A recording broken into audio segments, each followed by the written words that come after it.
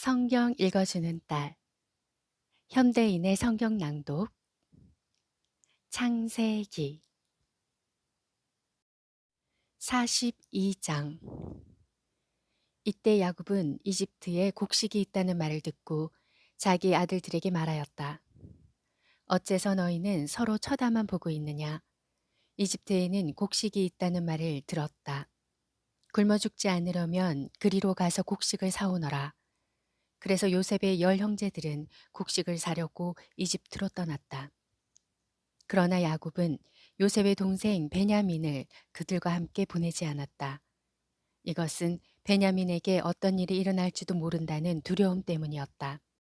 가나안 땅에도 기근이 밀어닥쳤으므로 야곱의 아들들은 곡식을 사러 가는 다른 사람들 틈에 끼어 이집트에 도착하였다. 이때 요셉은 나라의 총리가 되어 모든 백성에게 곡식을 팔고 있었다. 요셉의 형들이 그 앞에 와서 땅에 엎드려 절하자 요셉은 그들을 보는 순간 자기 형들인 것을 알았으나 모르는 척하고 큰 소리로 너희는 어디서 왔느냐 하고 물었다. 이때 그들은 곡식을 사려고 가나안 땅에서 왔습니다 하고 대답하였다. 요셉은 자기 형들을 알아보았으나 그들은 요셉을 알아보지 못하였다. 요셉은 오래전에 그들에 대하여 꾼 꿈을 생각하며 이렇게 말하였다. 너희는 간첩이구나.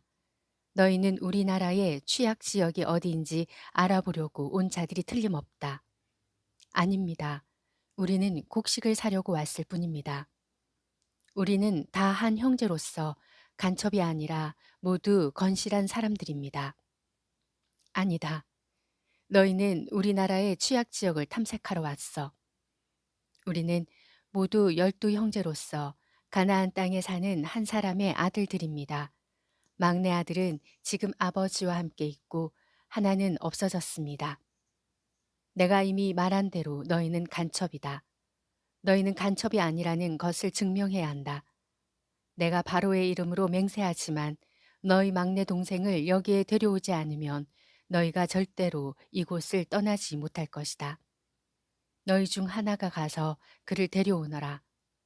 너희 말이 입증될 때까지 나머지는 감옥에 가둬두겠다. 내가 목숨을 걸고 맹세하지만 너희가 만일 그를 데려오지 않으면 너희는 분명히 간첩이다. 그러고서 요셉은 그들을 3일 동안 가둬두었다.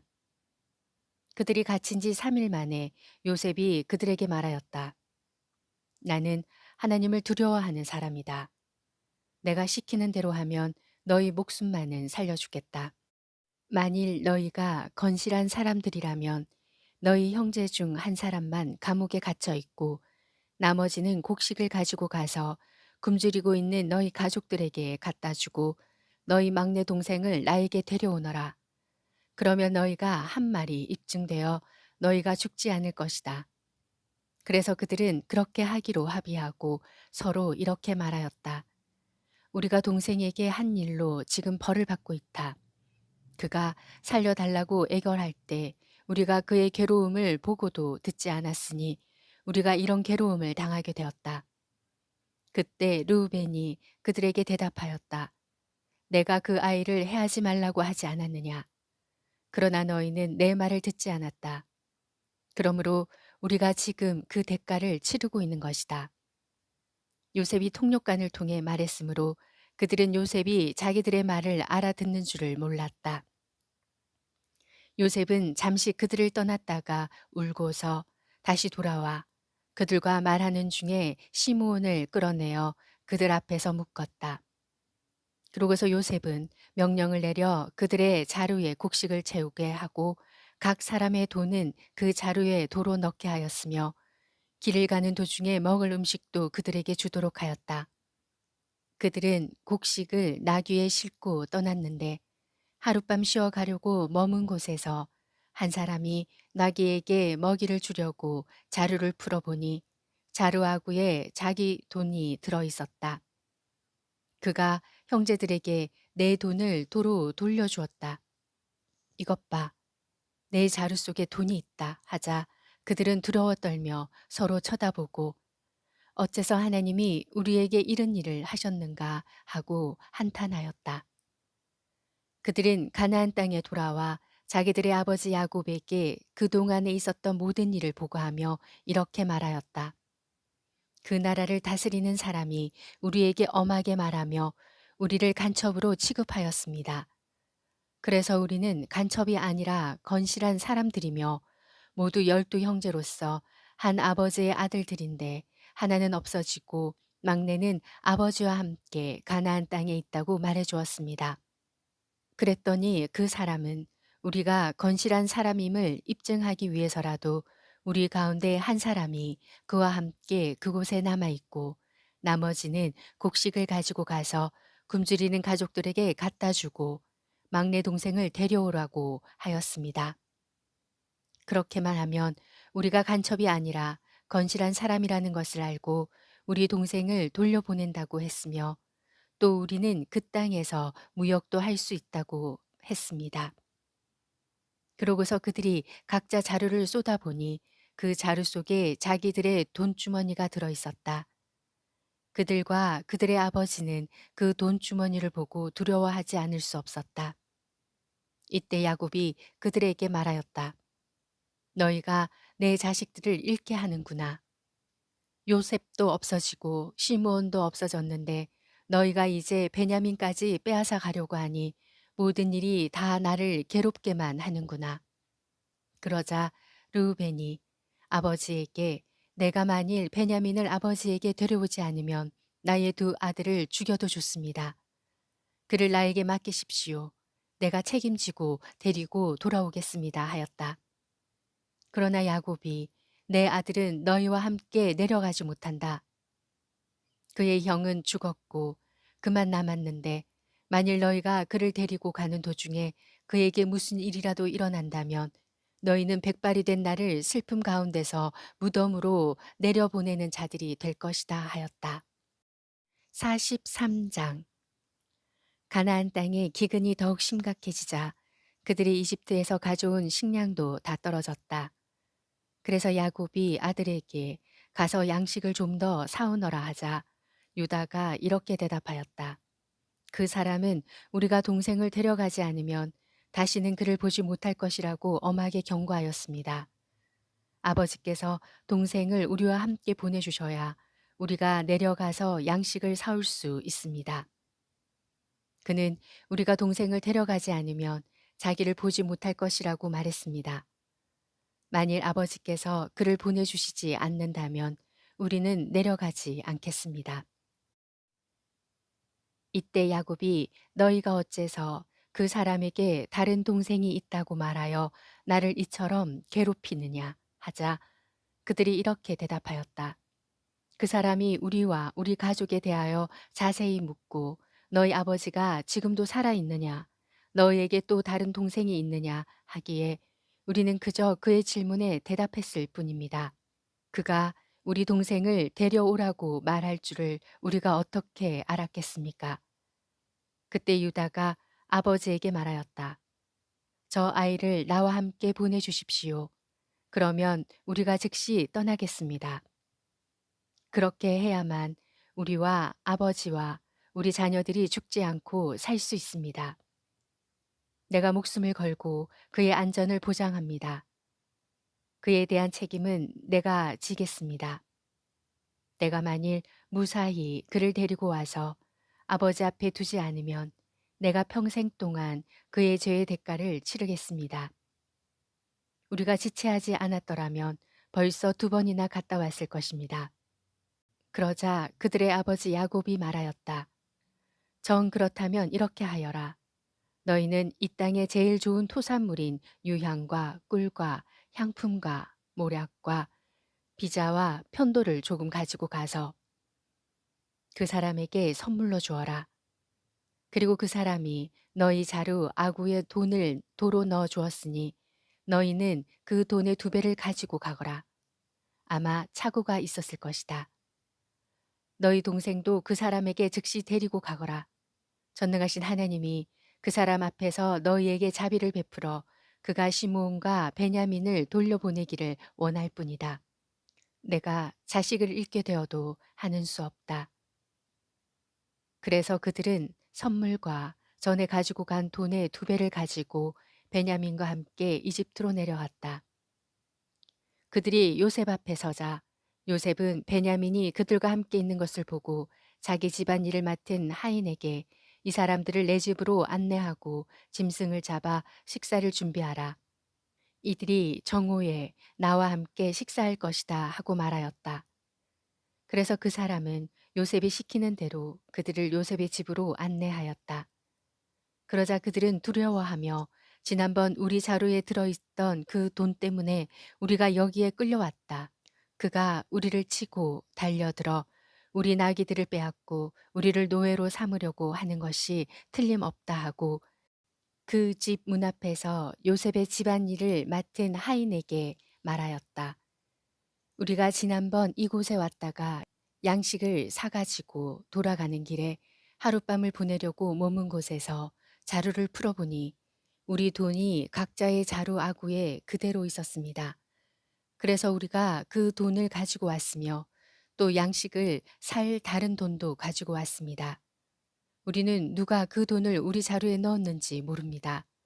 그때 그 하인이 대답하였다. 안심하시오. 두려워하지 마시오. 당신들의 하나님, 곧 당신들 아버지의 하나님이 그 돈을 당신들의 자루에 넣어 주신 것입니다. 나는 이미 당신들의 돈을 받았습니다. 그러고서 그는 시므온을 그들에게 이끌어내고 그들을 요셉의 집으로 안내하여 그들에게 물을 주어 발을 씻게 하였으며 또 그들의 나귀에게도 먹이를 주었다. 그들은 거기서 요셉과 함께 식사를 한다는 말을 듣고 요셉이 정오에 도착하면 그에게 줄 선물을 챙겨 놓았다. 요셉이 집에 도착하자 그들은 선물을 집 안으로 가지고 가서 그에게 주고 바닥에 엎드려 그 앞에 절하였다. 요셉이 그들의 안부를 물으며 너희가 말한 그 노인은 안녕하시냐?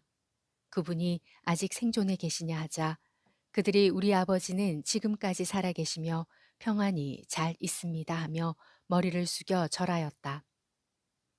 요셉은 자기 친동생인 베냐민을 보고 이 사람이 너희가 나에게 말한 너희 막내 동생이냐 하고 묻고 그에게 하나님이 너에게 은혜 베푸시기를 원한다 하였다. 요셉은 자기 동생을 보고 가슴이 미어지는 것 같아서 급히 밖으로 뛰쳐나가 울 곳을 찾다가 자기 안방으로 들어가서 실컷 울었다. 그러고서 그는 얼굴을 씻고 나와서 정을 억제하고 하인들에게 음식을 차리라고 지시하였다. 그러자 그들은 요셉과 그 형제들에게 따로따로 상을 차리고 또 거기서 먹는 이집트 사람들에게도 상을 따로 차렸는데 이것은 이집트 사람들이 히브리 사람들과 함께 먹는 것을 아주 싫어하였기 때문이었다. 요셉의 형제들을 나이 순으로 요셉을 향해 앉게 하자 그들은 놀라서 서로 쳐다보았다. 요셉은 자기 식탁에 있는 음식을 그들에게 주었으며 특별히 베냐민에게는 다른 사람보다 5배나 더 주었다. 이렇게 해서 그들은 요셉과 함께 마음껏 먹고 마셨다. 44장 요셉은 자기 집안 일을 맡은 하인에게 이렇게 지시하였다. 너는 각 사람의 자루에 가져갈 수 있을 만큼 양식을 채우고 각자의 돈도 그 자루에 넣어라. 그리고 제일 막내 동생의 자루에는 내 은잔을 넣고 그의 곡식값도 함께 넣어주어라. 그래서 그는 요셉이 시키는 대로 하고 아침 일찍 나귀를 태워 그들을 보냈다. 그들이 성에서 나가 얼마 가지 않았을 때에 요셉이 자기 하인에게 말하였다. 그 사람들을 급히 뒤쫓아가서 그들에게 어째서 너희가 선을 악으로 갚느냐? 너희가 무엇 때문에 내 주인이 가지고 술을 마시며 점치는 데 사용하는 은잔을 훔쳐갔느냐? 너희는 정말 악한 짓을 하였다고 말하라. 그 하인이 그들을 뒤쫓아가서 그대로 말하자 그들이 이렇게 대답하였다. 어째서 이런 말씀을 하십니까? 우리는 절대로 그런 짓을 하지 않았습니다. 우리 자루에 들어있던 돈도 우리가 가나안 땅에서 당신에게 가져갔는데 무엇 때문에 우리가 당신 주인의 집에서 은금을 도둑질하겠습니까? 우리 중에 누구든지 그것을 가진 자가 발견되면 그를 죽이십시오. 그리고 나머지는 당신의 종이 되겠습니다. 그때 그는 좋소. 그렇다면 당신들의 말대로 하겠소. 누가 그 은잔을 훔쳤는지 그 사람만 내 종이 될 것이며 나머지는 아무 죄가 없을 것이요 하였다. 그래서 그들이 각자 자루를 급히 땅에 내려 그것을 풀어놓자 그 하인이 장남부터 시작하여 막내 동생에게 이르기까지 나이 순으로 샅샅이 뒤졌는데 그 잔이 베냐민의 자루에서 발견되었다. 이것을 본 형제들은 옷을 찢고 슬퍼하며 각자 짐을 나귀에 싣고 성으로 되돌아왔다. 유다와 그의 형제들이 요셉의 집에 이르렀을 때 요셉은 집에 그대로 있었다. 그들이 땅에 엎드려 그 앞에 절하자 요셉이 그들에게 말하였다. 너희가 어째서 이런 짓을 하였느냐? 나 같은 사람은 점으로 범인을 찾아낼 수 있다는 것을 몰랐느냐? 이때 유다가 대답하였다. 우리가 총리께 무슨 말을 할 수 있겠습니까? 우리가 무슨 변명을 하며 어떻게 우리의 무죄를 입증할 수 있겠습니까? 하나님이 우리 죄를 드러내셨으니 이제 우리와 이 잔이 발견된 자가 다 당신의 종이 되겠습니다. 그러자 요셉이 내가 그렇게 하지 않겠다. 잔을 훔쳐간 자만 내 종이 될 것이며 너희는 너희 아버지에게 평안히 돌아가거라 하자 유다가 그에게 가까이 가서 말하였다. 총리께 한 말씀만 드리겠습니다. 제발 저에게 노하지 마십시오. 총리께서는 왕과 다름이 없습니다. 전에 총리께서 우리에게 너희는 아버지나 다른 형제가 있느냐 하고 물으셨습니다. 그래서 우리에게는 나이 많은 아버지가 계시고 또 아버지가 노년에 낳은 어린 동생이 있는데 그의 형은 죽었고 그의 어머니가 낳은 아들 중에 그만 남았으므로 아버지가 그를 무척 사랑합니다 하고 대답하였다.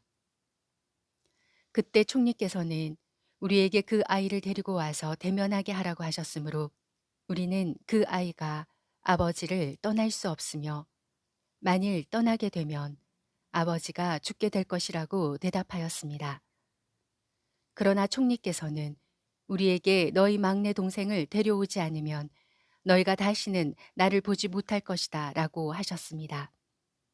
그래서 우리가 우리 아버지에게 돌아가서 총리께서 하신 말씀을 그대로 전했습니다.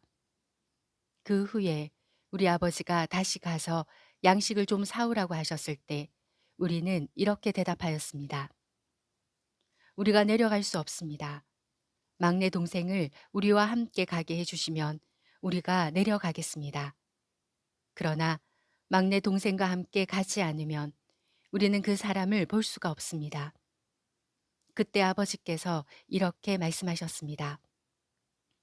너희도 알겠지만 내 아내 라헬은 나에게 두 아들만 낳아주었다. 그런데 하나는 나를 떠났으니 맹수에게 찢겨 죽은 것이 틀림없다. 그때 이후로 내가 아직 그를 보지 못했는데 너희가 이 아이마저 내게서 빼서 가려고 하는구나. 만일 그에게 무슨 일이 일어나게 되면 너희는 백발이 된 나를 슬픔 가운데서 무덤으로 내려 보내는 자들이 될 것이다.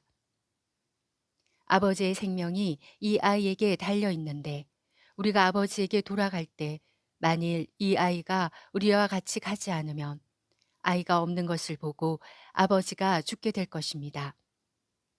이렇게 되면 백발이 된 아버지를 우리가 죽이는 셈이 됩니다.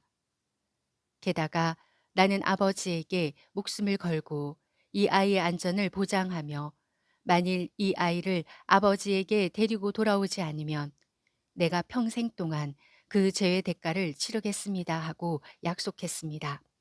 이 아이 대신 내가 총리의 종이 되어 여기에 머물러 있겠습니다. 그러니 제발 이 아이는 형제들과 함께 돌아가게 해 주십시오. 내가 이 아이를 데리고 가지 않고 어떻게 아버지에게 돌아갈 수 있겠습니까? 아버지에게 불행한 일이 닥치는 것을 내가 참아 볼 수 없습니다.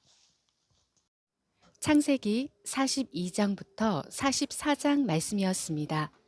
성경 읽어주는 딸, 아직 구독 안 하셨다면 구독, 좋아요, 전체 알람 잊지 마시고 사랑으로 꼭 눌러주세요. 감사합니다.